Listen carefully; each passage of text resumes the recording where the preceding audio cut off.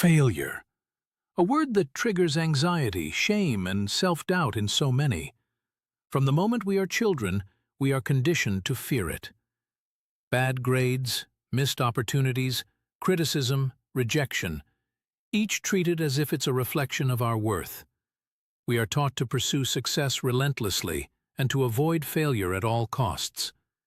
And yet, this very mindset is what weakens us. The truth is, you cannot be great without failing. You cannot evolve without making mistakes. You cannot lead, grow, or build something meaningful unless you are willing to fall down and stand up again, stronger each time. The Stoics knew this well. Marcus Aurelius faced wars, betrayal, and plague. Seneca endured exile and disgrace. Epictetus was born a slave and lived with physical disability. These men did not fear failure. They embraced it as part of the journey. Not because it was pleasant, but because it was necessary. This is the central truth that modern society hides and Stoic philosophy reveals. Failure is not the enemy. It is your greatest teacher. When you stop fearing failure, you become dangerous in the best way possible. You become resilient. You become wise. You become free. This essay is your roadmap, a journey into the Stoic mindset that crushes the fear of failure. We will explore timeless principles, powerful quotes, and life-changing perspectives that will help you transform setbacks into strength, rejection into redirection, and failure into freedom. Let's begin by confronting a lie: the belief that successful people never fail. Social media has warped our understanding of reality. We scroll through highlight reels, celebrating wins, promotions, beauty, money, and we compare them to our own struggles. No one posts the sleepless nights, the internal battles, the lost deals, the embarrassing mistakes. We are surrounded by illusion. This has created a world obsessed with results and terrified of the process. But Stoicism teaches us the opposite. It reminds us that process is everything, that character is not forged in comfort but in hardship, that the path to greatness is not smooth, it's jagged, steep, and uncertain. Seneca said, "It is not because things are difficult that we do not dare. It is because we do not dare that they are difficult." Fear magnifies failure. It makes us shrink. It convinces us to stay small, to stay silent, to not try. But failure, in itself, is not fatal.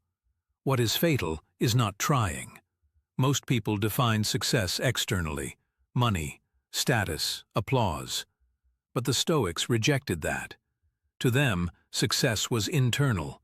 It was about living with virtue, mastering the mind, and acting according to reason and purpose, regardless of outcome. This reframing is powerful. If success is internal, then failure loses its sting. If you tried with courage, acted with integrity, learned with humility, then even if the result isn't what you hoped, you have not failed. Marcus Aurelius wrote, "If it is not right, do not do it. If it is not true, do not say it." Notice, he does not say, "If it succeeds, do it." No. The Stoic standard is virtue over outcome. This frees you from the tyranny of results. In Stoicism, you are never judged by the success of your action, but by the intent and courage behind it. Epictetus taught one of the most powerful concepts in all of philosophy: the dichotomy of control. That is, some things are within our control: our thoughts, actions, effort, and some are not: results, opinions, outcomes. When you fear failure, you are often attaching your self-worth to what you cannot control.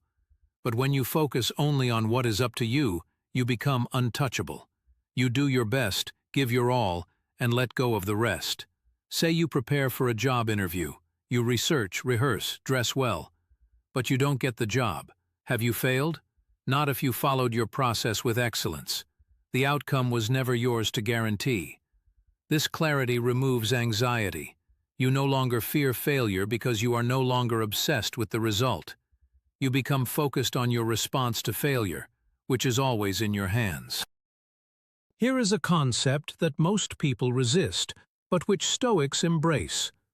Amor fati, a Latin phrase meaning love of fate. It is not just accepting what happens, but loving it, especially when it's difficult. Most people experience failure and think, "Why me?"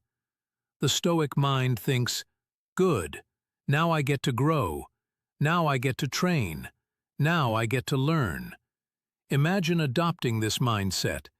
Every failure is a stepping stone. Every loss is a forge.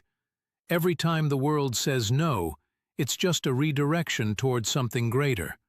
When you embrace amor fati, you stop being a victim. You become a warrior. You take life as it comes, not because it's easy, but because you trust that it's shaping you into who you're meant to be. Fear of failure is rooted in fear of judgment, fear of rejection, fear of the unknown. But what if you understood, truly understood, that your time here is limited? Memento mori. Remember, you will die. This is not to scare you. It's to awaken you. You are going to die. One day, the chance you didn't take, the dream you delayed, the words you were afraid to say, they will be gone with you. So what is worse, failing at something meaningful, or never trying and always wondering what could have been? The Stoics used the awareness of death not to become nihilistic, but to become focused. They used it to eliminate fear, because once you know your time is finite, you stop wasting it on hesitation. Every failure leaves a mark, a sting. Sometimes it's visible, sometimes it's buried deep within. But the Stoics taught us that we should never waste pain. In fact, pain is a signal. It points us to where we need to grow. Epictetus reminds us, difficulties are things that show a person who they are, not who they pretend to be, not who they want to be, who they really are. Most people avoid pain. They numb it, distract from it, blame others for it. But the Stoic seeks to understand it, because on the other side of pain is clarity. On the other side of pain is purpose. Imagine this. What if every failure, every setback, every heartbreak wasn't a punishment, but a gift, a lesson in strength, a lesson in humility, a lesson in endurance? You cannot grow muscles without resistance.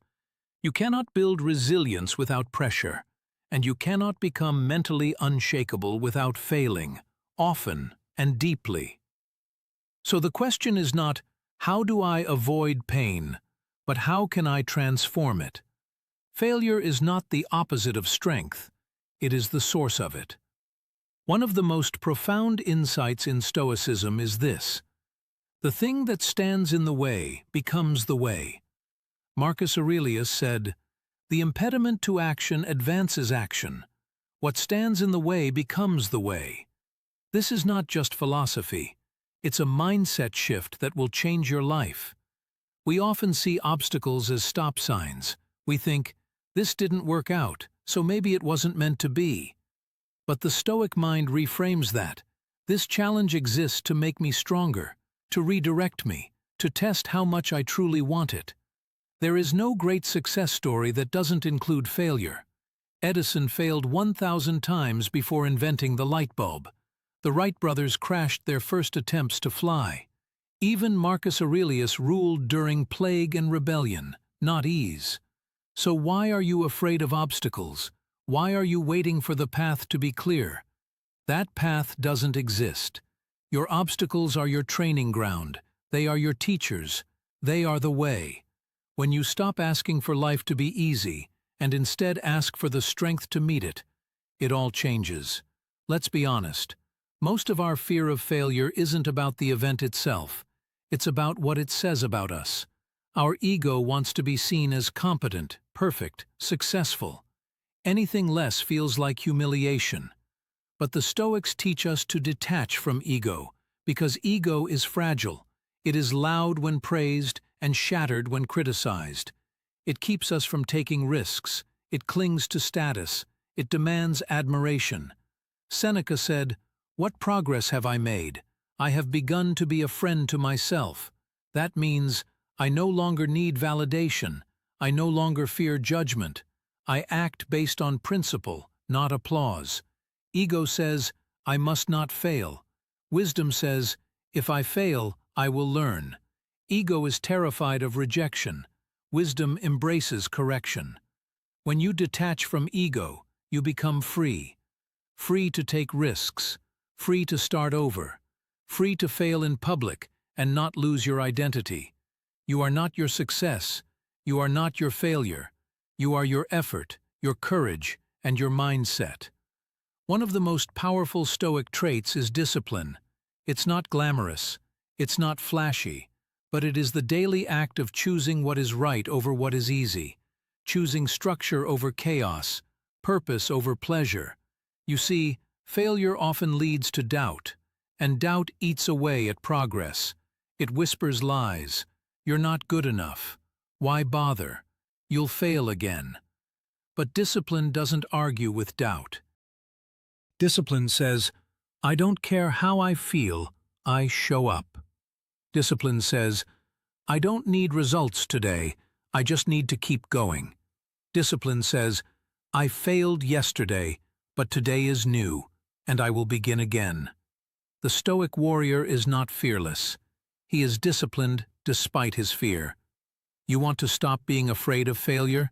Then train yourself to act, whether you feel ready or not.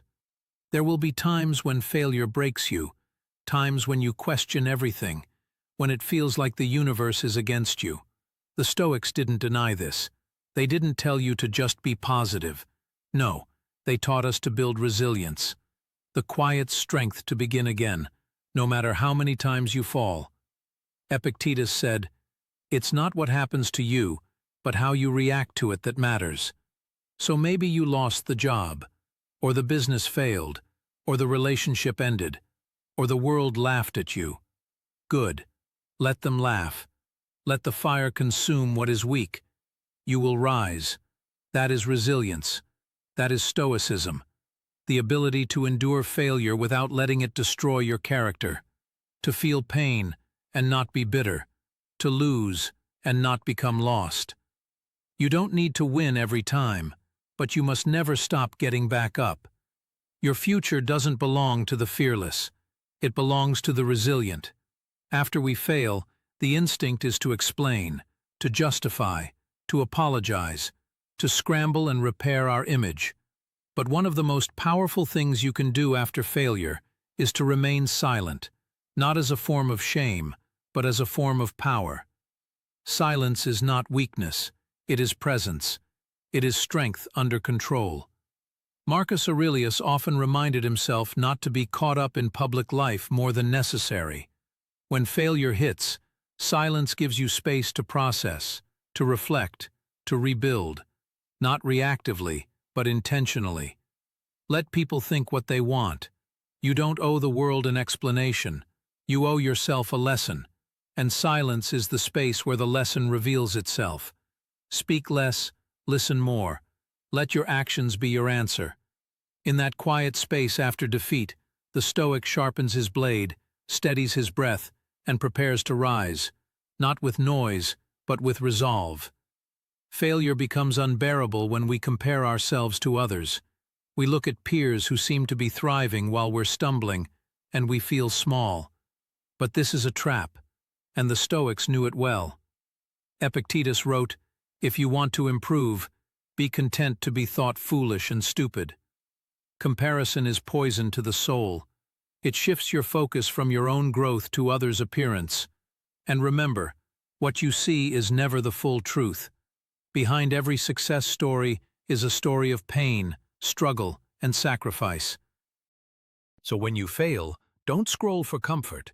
Don't compare for context. Return to yourself. This is your path, and no one else is walking it. Failure hurts most when we are living by other people's standards.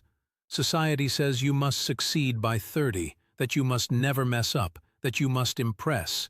But Stoicism invites you to a higher standard, your own. Marcus Aurelius ruled the greatest empire in the world, yet his journal was filled with reminders not to be seduced by power, flattery, or status. His standard was virtue, reason, wisdom, That's what he aimed for. Ask yourself, what are you really aiming for? Do you want admiration or inner peace? Do you want approval or truth? Do you want to seem perfect or be unshakable? Living by your own standards frees you from failure, because now success is defined by your integrity, not someone else's checklist. And the person who defines success for themselves can never truly fail. After failure, most people rush forward or run away. Stoicism teaches neither. It teaches us to reflect, deeply, honestly, and without judgment. Marcus Aurelius wrote his meditations not for fame, but as personal therapy. It was how he processed failure, fear, doubt, and disappointment. You must do the same. Not for perfection, but for clarity. Write what happened, what you did right, what you did wrong, what you learned, what you will do differently. This is not self-punishment, it is self-leadership. In reflection, you transform failure from an event into an education, from something that happened to you into something that happened for you. Journal your pain, journal your growth, let the page absorb what the mind is too loud to hold. You will be amazed at how wisdom rises from your wounds when you take the time to truly listen. You failed, you stumbled, you broke. Now what? You let go. Let go of the shame. Let go of the past. Let go of what could have been. Let go of the illusion of perfection. Seneca said, "Every new beginning comes from some other beginning's end." You cannot carry the weight of failure into your next chapter and expect to fly. The Stoics weren't sentimental. They believed in acceptance, in forward motion. The past is dead. The lesson remains. Take that lesson and leave everything else behind. Do not replay the loss. Do not rehearse the pain. Let go. Because what you do next is more important than what you just lost. Fear often rides in the same vehicle as failure. But fear is not your enemy. It's a messenger. And if you understand the Stoic mindset, you'll know. Fear points to the place you must go. Epictetus said, "What ought one to say then, as each hardship comes? I was practicing for this. I was training for this." When fear rises before a new challenge, it's not telling you to run. It's inviting you to rise. You fear writing that book, starting that business, speaking up? Good. That fear is a signal that something important lives on the other side. Stoicism teaches you to pause, observe your fear, and then act anyway. Not recklessly, not blindly, but bravely. Because the worst thing is not failure, it's dying with your courage still inside you. Fear is not the stop sign, it is the arrow. Follow it. Modern psychology has a word for what the Stoics understood intuitively: anti-fragility. It's the idea that certain systems don't just endure stress, they improve because of it. Your muscles are anti-fragile. Break them down in the gym and they rebuild stronger. Your character is the same. Expose it to failure, setbacks, and criticism, and it too will evolve. Marcus Aurelius endured the Antonine Plague, the death of his children, and political instability. He could have crumbled. Instead, he grew stronger, wiser, and more compassionate. You are not made of glass. You are not fragile. When you stop fearing failure and start seeing it as fuel, you become anti-fragile. Each time you're knocked down, you don't just recover, you rise with more force, more focus, and more fire. Life's chaos isn't destroying you, it's forging you. To the Stoics, failure was never a problem. Cowardice was. Courage above all was the essential virtue. Seneca wrote, "Sometimes even to live is an act of courage." It takes courage to speak the truth, to start again, to dream after disappointment, to show up after you've failed publicly. Courage doesn't mean you're unafraid, it means you act despite your fear. That is what separates the Stoic from the spectator. While others wait for the perfect moment, the Stoic takes the leap, knowing failure is possible, but also necessary. Courage is not dramatic, it's daily. It's the quiet decision to not give up, to not retreat, to move forward. It is the will to continue when comfort says stop. When you live by courage, failure loses its grip. Because now you are playing a longer game, one built not on outcomes, but on who you are becoming.